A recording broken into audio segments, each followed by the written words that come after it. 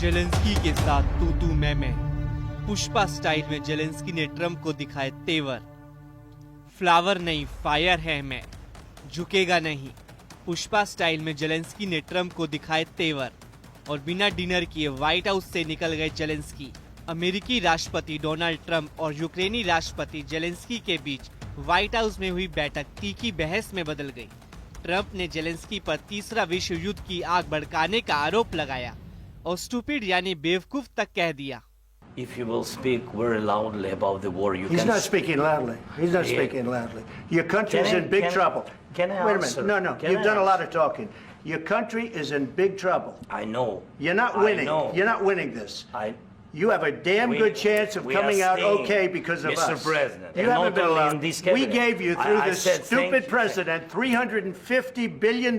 You voted we gave for you your military president. equipment. You and you voted men for are your brave, president. but they had to use our military. Yes. What about West If Virginia? you didn't have You our invited military me- equipment, you invited if me you to didn't speak. have our military equipment, this war would have been over in 2 weeks. In 3 okay? days, I heard it from Putin. In 3 days. This is something Maybe new. less. Zelensky से Oval office से बाहर निकलते ही president Trump ने उन पर America का अपमान करने का आरोप लगाया। इसके साथ ही ट्रंप ने ये भी कहा कि यूक्रेनी राष्ट्रपति फिलहाल रूस से युद्ध खत्म करना नहीं चाहते। I want it to end immediately. I want a ceasefire now. He said, "Oh, I don't want a ceasefire." Well, all of a sudden he's a big shot because he has the U.S. on his side.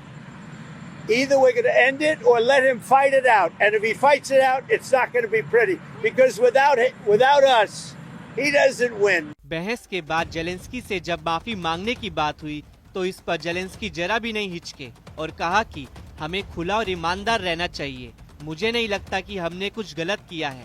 Zelensky के तेवर देखकर Trump दंग रह गए। उन्हें उम्मीद नहीं थी कि व्हाइट हाउस में जेलेंस्की इस तरह से बात करेंगे।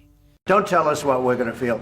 We're trying to solve a problem. Don't tell us what we're going to feel. I'm not telling you. Because I'm you're in no answering on this position to question. dictate that. That's Remember exactly this. what I'm not You're in dictating. no position to dictate what we're going to feel.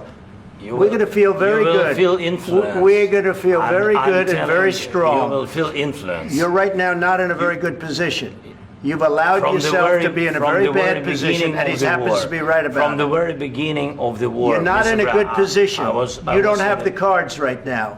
With us, you start having not cards. playing But cards. right now, you I'm don't. very Yeah, you're playing serious, cards. Mr. President. You're I'm playing very cards. serious. You're I'm gambling the with the president lives in of war. millions of people. You think- You're gambling with World War What do you- III. what do you You're think about? gambling with What do you World think War about? III. And You- what you're doing is very disrespectful to the country, this country, I'm that's with all backed respect to you your far country. more than a lot of people said I'm very they respectful. should have.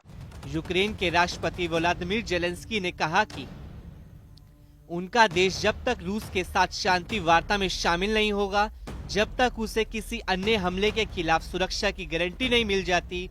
अब बड़ा सवाल ये है कि इस विवाद का असर यूक्रेन को मिलने वाली अमेरिकी मदद पर पड़ेगा या नहीं।